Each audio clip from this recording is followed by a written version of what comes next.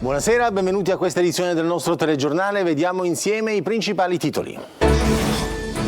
In vacanza a Rodi, nel mare Egeo, perde la vita una 19enne di Vittoria. La moto sulla quale viaggiava col fidanzato si è schiantata contro un autobus. Madre e figlia trovate morte a Messina, giacevano in due letti vicini, si indaga per capire cosa sia successo, ipotesi di decesso per cause naturali per la mamma, la figlia potrebbe essere morta di dolore, disposta l'autopsia. Il tour nei luoghi delle stragi di mafia, una pedalata per non dimenticare a Palermo l'iniziativa di Addio Pizzo che però fa discutere. Riserve idriche a rischio esaurimento, i sindaci siciliani requisiscano i pozzi privati, così il capo della protezione civile Cocina ad Agrigento.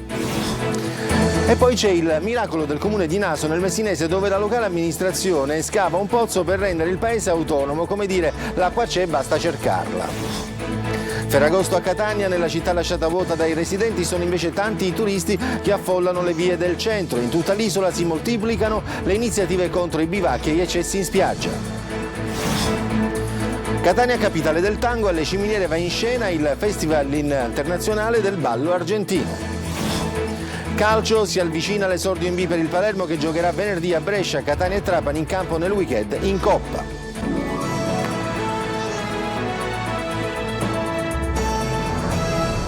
E come avete sentito dai titoli, dolore e commozione per Nicole Lorefice, la 19enne di Vittoria in provincia di Ragusa, vittima dell'incidente stradale che si è verificato nell'isola greca di Rodi. Amici e conoscenti in onda nei social con ricordi e parole di affetto. Disposta l'autopsia, Veronica Barbarino. Sembra un brutto sogno e non riusciamo a crederci. Era la vacanza dei tuoi sogni, ne parlavi tanto, ne eri così felice. Una ragazza garbata e silenziosa che aveva solo voglia di vivere la sua età. Dolore e commozione tra gli amici e conoscenti di Nicole Lorefice, 19 anni, vittima dell'incidente stradale che si è verificato a Rodi, una delle isole della Grecia. La giovane, in vacanza con il fidanzato e con alcuni amici, si trovava in sella ad una moto che si è scontrata contro un autobus. La peggio è toccata alla ragazza, che ha riportato gravissime lesioni e un'emorragia cerebrale. I medici, nonostante un intervento chirurgico, non sono riusciti a salvarle la vita. Il fidanzato, anch'egli ferito, è ricoverato in ospedale, ma le sue condizioni non destano particolare preoccupazione. Ad avvisare le famiglie, già in viaggio per l'isola dell'Egeo, sono stati gli amici che viaggiavano con la coppia. La salma adesso si trova nell'obitorio dell'ospedale e la magistratura ha disposto l'autopsia. Nicole, che lavorava come estetista, viene ricordata da tutti anche attraverso i social, con foto e frasi. Tra queste quella di Federica. Ho questo ricordo con la dolce Nicole, in foto con 5 ragazze sorridenti, mentre mostrano il diploma di estetista. E si indaga a Messina per capire come siano morte una donna di 89 anni e la figlia di 62, trovate in avanzato stato di decomposizione, dormivano in due letti vicini all'interno della propria abitazione. Una delle due probabilmente deceduta per cause naturali, l'altra, l'ipotesi potrebbe essere questa, morta di dolore. Giusy Lazzara. Sono morte insieme, l'una accanto all'altra, in due letti vicini. Sarà l'autopsia a chiarire le cause del decesso di madre e figlia di 89 e 62 anni, trovate ieri sera nella loro abitazione nel quartiere Annunziata a Messina. Non un biglietto d'addio o segni di violenza. L'appartamento era chiuso dall'interno, non ci sono tracce di scassinamento. In casa, la polizia che sta indagando non ha trovato farmaci che possano far pensare ad un doppio suicidio.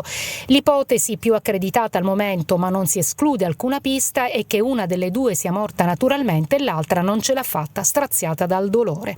I corpi in stato di decomposizione sono stati scoperti ieri sera, quando i vicini di casa hanno lanciato l'allarme. Da giorni non avevano più visto le due donne, si sentiva un cattivo odore provenire dall'appartamento che aveva fatto crescere la preoccupazione che fosse accaduto qualcosa. Quando i vigili del fuoco sono entrati in casa, li hanno trovati ormai senza vita. Le due donne conducevano un'esistenza discreta, non uscivano spesso di casa, qualcuno avrebbe visto la figlia 4 giorni fa, poi il silenzio. Un tour in bici attraverso i luoghi delle vittime di mafia a Palermo, l'iniziativa di Addio Pizzo Travel divide però i social. Luca Ciliberti. Via D'Amelio, l'Albero Falcone, il lungomare e il centro storico. L'idea di Addio Pizzo Travel è quella di far scoprire ai turisti in visita a Palermo i luoghi della violenza mafiosa culminata con le stragi del 1992 attraverso una pedalata guidata di 12 km. Tutto alla modica cifra di 42 euro a persona. Compreso nel prezzo ci sono la bici, il gelato pizzo free e una borraccia termica con la scritta No Mafia.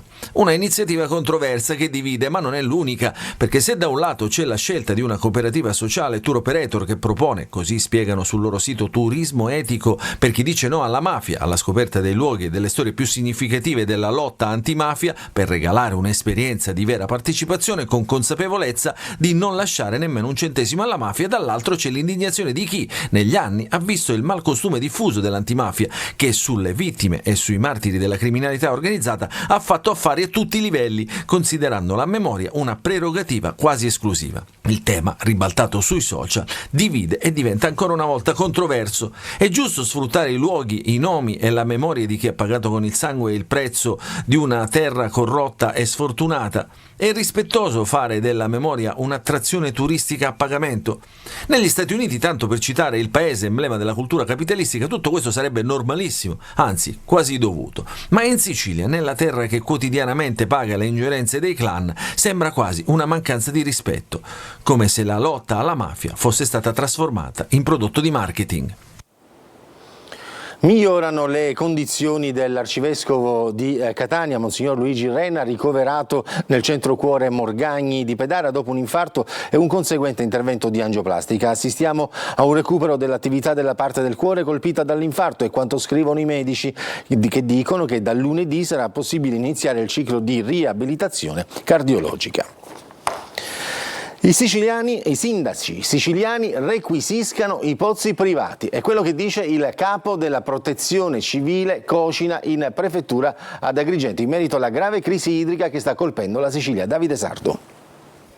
Le prospettive meteo non sono per nulla confortanti e l'unico rimedio al momento sono i pozzi e l'acquisto di nuove autobotti. Così ha ribadito il capo della protezione civile siciliana Salvo Cocina, coordinatore della cabina di regia regionale per l'emergenza idrica, intervenuto ad Agrigento in prefettura, accolto dal prefetto Filippo Romano, che gli ha rappresentato la gravissima condizione in cui versa la città e la provincia, tormentata da turni anche di oltre 30 giorni, con le autobotti introvabili, seppur pagate a peso d'oro dagli utenti. Cocina ha ribadito quanto contenuto in una circolare appena diramata ai sindaci e agli enti gestori del servizio idrico nell'isola, ovvero che è opportuno quanto urgente che si adoperino per ricercare nuovi pozzi o riattivare pozzi già esistenti e acquistare nuovi autobotti con i fondi già a disposizione da parte della protezione civile. Trovare nuovi pozzi di acqua, sappiamo che ce ne sono, lo sanno i sindaci che conoscono il territorio, possono requisirli così come è stato scritto da noi in diverse direttive.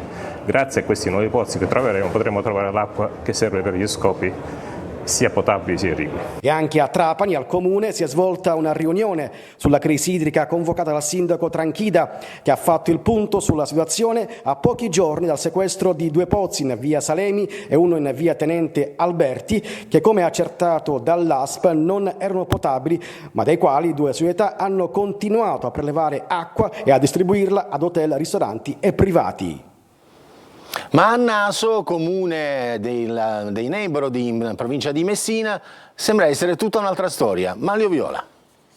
Nella Sicilia della crisi idrica, fra guerra delle autobotti e aree dell'isola dove l'acqua arriva addirittura una volta al mese, c'è un paese dei Nebrodi, un'isola felice dove l'acqua non manca né per gli abitanti né per i turisti e villeggianti.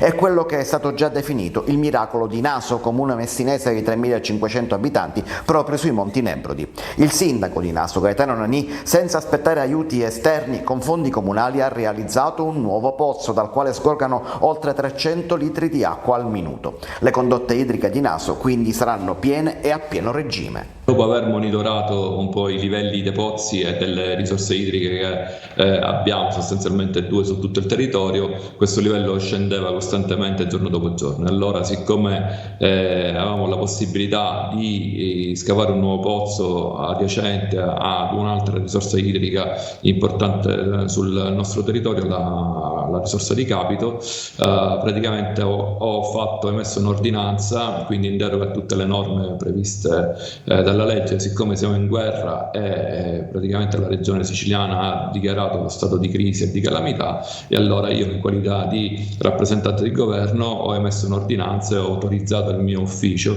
a scavare un nuovo pozzo e siamo stati, come dire, fortunati. E state tranquilla dunque, anche se la popolazione del centro raddoppia ad agosto per i tanti villeggianti, ma l'amministrazione del piccolo comune non si culla sul sia pur ottimo risultato raggiunto e già a settembre ha in mente di avviare altre azioni per farsi trovare pronta anche nel caso in cui le piogge tardino ulteriormente dopo settembre.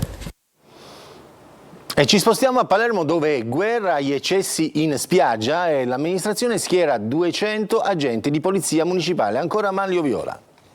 Falò vietati in spiaggia e nelle riserve naturali, divieto di eventi lungo la costa, di accampamento fino a tutto il 16 agosto, vietato vendere e consumare alcolici all'aperto per tutta la notte di Ferragosto e fino alle 7 del mattino del 15. Sono scattate già da ieri, 13 agosto, le disposizioni previste da un'ordinanza firmata dal sindaco Roberto Lagalla in occasione proprio del Ferragosto. Per vigilare sul rispetto dei divieti, la Polizia Municipale ha già intensificato i controlli sul territorio, presidiate in particolare le spiagge di Mondello, Sferacavallo, Vergine Maria e Arenella. Controlli anche nel Parco della Favorita da parte della polizia a cavallo. Previste inoltre postazioni autovelox e controlli con l'etilometro per contrastare l'abuso di alcol alla guida. Il servizio di polizia urbana si occuperà infine di reprimere anche l'abusivismo commerciale. La sicurezza durante il Ferragosto è stata al centro anche della riunione del Comitato Provinciale per l'Ordine e la Sicurezza Pubblica che si è tenuta sotto la presidenza del prefetto. È stato deciso di potenziare i controlli sul territorio anche in provincia e in particolare nelle zone turistiche e lungo le strade. Rafforzate anche i servizi della Guardia Costiera per vigilare sulle spiagge e garantire la sicurezza in mare. Previsti inoltre interventi straordinari di pulizia degli arenili con 20 operatori che saranno impegnati per tutta la notte fra il 14 e il 15 agosto. Già all'1 della notte di Ferragosto partono le operazioni di raccolta rifiuti che proseguiranno fino al completamento delle attività di pulizia. Ordinanze simili sono state adottate anche in provincia. Divieti sono stati emanati a Carini, Altavilla Milicia, dove già è stata sequestrata una tendopoli abusiva, e Bagheria. Ma questo è anche il periodo dei chiuso per ferie, strade deserte a Catania, atmosfera surreale con poca gente in giro. Chi esce lo fa per necessità. Tonino De Mana. Stiamo cercando un bar, in questo momento è tutto chiuso. Saracinesche abbassate, uffici chiusi, lucchetti, annunci alla clientela e, nella migliore delle ipotesi, orari ridotti. Catania chiusa per ferie a Ferragosto, come vuole la tradizione, con strade deserte e pochi negozi aperti. Atmosfera surreale in via Caronda, via Torino, via Battista Grassi, solitamente intasate di auto ed ora desolatamente vuote. Complice il gran caldo e, ad eccezione del centro storico stracolmo di turisti, sono poche le persone in giro. Chi esce lo fa per necessità. Sì, perché il mio beneficio di sotto è chiuso. Devo dire che ho avuto difficoltà, lo dico così ridendo e scherzando, nel fare semplicemente il prelievo del bancomat. Prelievo non disponibile. Parola d'ordine: idratarsi, e non potrebbe essere altrimenti. Cosa stai bevendo? Una spremuta d'arancia, siciliana. Di dove sei? Delle Marche. Chi può cerca refrigerio a mare, ovviamente gettonata la playa. Per tutti gli altri non resta che stringere i denti, compreso chi transita o lavora all'aeroporto Fontana Rossa, dove la canicola sembra non risparmiare alcune zone dello scalo etneo. A segnalarlo è l'UGL, che sollecita interventi a tutela degli addetti alla ristorazione, costretti a lavorare in condizioni disagiate e con temperature insostenibili. Ma se da un lato molti esercizi commerciali, come abbiamo visto, hanno abbassato le saracinesche, dall'altro si assiste a una invasione, lo diciamo tra virgolette, di turisti, soprattutto stranieri. Ancora Tonino De Mana. Il trenino pieno di gente che percorre via Etnea, si guardano intorno e salutano festosi. È l'immagine simbolo di Catania che per Ferragosto fa registrare il tutto esaurito. Previsioni della vigilia rispettate con alberghi, B&B, ma anche ristoranti e bar pieni, segno evidente di una città fortemente attrattiva. Valigia in mano chi viene e chi parte, ma tutti apprezzano le bontà siciliane. Dolce o salato, non fa differenza. Yeah, it's my favorite. Pistachio. La granita l'hai assaggiata? Sì, è molto buona. Con la panna. L'arancino l'hai mangiato? Sì, provato. C'erano grosse aspettative, tutte mantenute. Anche il cannolo, buonissimo. Appena rimangiato. Abbiamo mangiato tanto pesce. Buono. Ci tornerai? Certo, sicuramente. Mare, arte, cultura, ma anche shopping. Sono i turisti stranieri a muovere l'economia. Lo rivela un report di Banca Italia e lo confermano alcuni dei nostri intervistati. Meno male che ci sono i turisti stranieri a Catania che muovono l'economia catanese. I turisti stranieri spendono oppure no? Qualcuno sì, qualcuno no. Qualche tedesco, qualche spagnolo sicuramente sì. Rispetto agli italiani poco un po' di più, ecco. Il turista straniero chiede lo sconto oppure no? No, gli stranieri no, i siciliani indubbiamente sì. Se i capi costano 20 li vogliono per 10.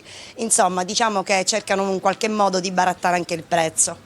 Non va in vacanza alla cultura? Per Ferragosto aperti il Castello Orsino dalle 9 alle 19, il Museo Bellini e la chiesa monumentale di San Nicolò l'Arena. Adesso una pausa pubblicitaria.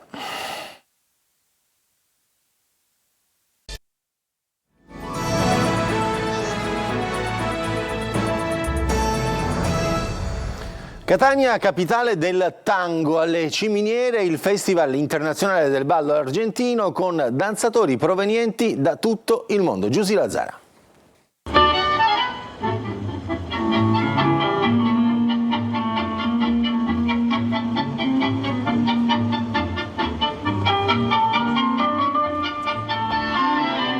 Catania per 6 giorni diventa capitale europea del tango argentino con il festival che accoglie 27 tangueros da paesi diversi e 30 da città italiane. Un evento per i ballerini più appassionati, aperto anche al grande pubblico che il tango vuole gustarlo, ascoltarlo e vederlo. Después de tanto tiempo de no verte, de no hablarte, ya cansado de buscarte. Appassionanti le esibizioni, tra gli altri di Gioè Corbata e Lucilla Cionci, Riccardo Astrada e Costanza Veito e i catanesi Angelo e Donatella Grasso. La 22esima edizione del festival, Le Ciminiere, fino al 18 agosto. Sarà anche il campus estivo di tango con milonghe, seminari e stage.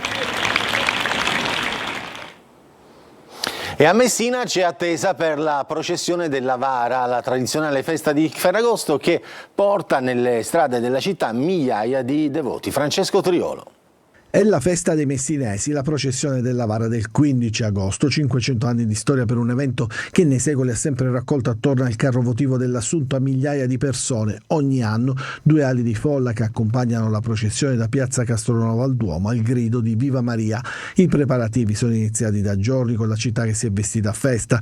Lungo la via Garibaldi installata la scia di stendardi che raffigurano lo stemma della città, le luminarie già montate, concluse le operazioni di scerbatura che nell'ultimo mese Messina Servizi ha effettuato non solo lungo il percorso della Vara ma anche nelle tantissime vie limitrofe.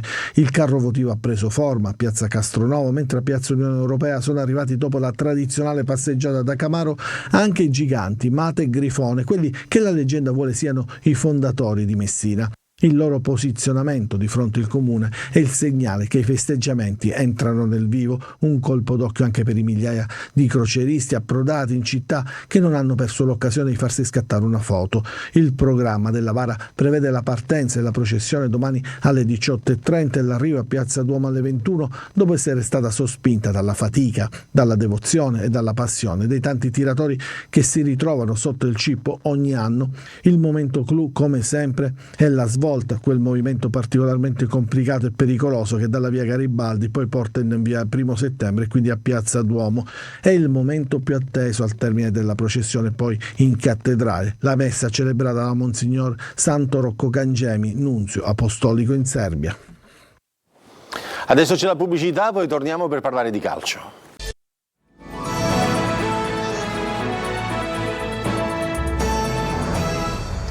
Ed è già tempo di campionato. Il Palermo gioca dopodomani in Serie B, anche il Catania atteso domenica dall'esordio nella Coppa DC col Crotone. Intanto tiene banco ancora il mercato Marco Carli. La Serie B comincia col Palermo, rosanero in campo per primi il giorno dopo Ferragosto, in casa del Brescia dopo l'ottimo viatico rappresentato dalla vittoria di Parma in Coppa, con Dionisi pronto a confermare il tridente insigne Brunore Di Francesco. Sul mercato sono proprio gli attaccanti a tenere banco, Zrnak e Allende, i due nomi accostati ai rosa. In difesa ancora Ferrari, giocatore che farebbe al caso, così come Ceccherini del Verona. Pronto all'esordio casalingo il Catania che domenica alle 21 in casa per la Coppa Italia DC, i rossazzurri detengono detengono il trofeo, giocherà contro il Crotone. Gli etnei si allenano al Massimino e attendono il consueto contributo del pubblico vicinissimo ai colori, come dimostrano i numeri della campagna abbonamenti. Nel frattempo la priorità di Faggiano è sfoltire la rosa e alleggerirsi dai contratti più pesanti di Carmine, Chiricò e Teio i nomi. Su Castellini la società non vorrebbe privarsi ora del giocatore, ma ovviamente è il mercato a dettare tempi ed eventuali decisioni. Sugli arrivi ballano sempre i nomi di Gomez, Montalto, De Rose e di Lunetta e Guglielmotti per la ratifica degli accordi. Altro colpo di mercato per il Trapani, che ha ufficializzato l'acquisto del centrocampista Carriero nelle ultime 2 stagioni in B col Cittadella. Il giocatore ha firmato un contratto biennale. Per completare l'organico, i Granate, in ritiro a Torino fino a venerdì, vigile della gara di Coppa Italia di C col Monopoli, sono alla ricerca di un forte difensore. Si fa il nome dell'argentino Torrent del Central Cordoba. In casa Messina, Franco piace al Monopoli e soprattutto al Picerno. Qualora partisse servirebbe coprire un altro buco, questa volta a centrocampo, in una rosa che già in porta e in attacco andrebbe notevolmente rafforzata. E sempre per quanto riguarda il mercato, quello in uscita del Catania, Milos Bocic, precedentemente ceduto al Taranto in questa sessione, si sposta, sempre in prestito dalla società rossazzurra, al Latina. Era questa l'ultima notizia di questa edizione del nostro telegiornale, grazie per averci seguito, buon proseguimento di serata.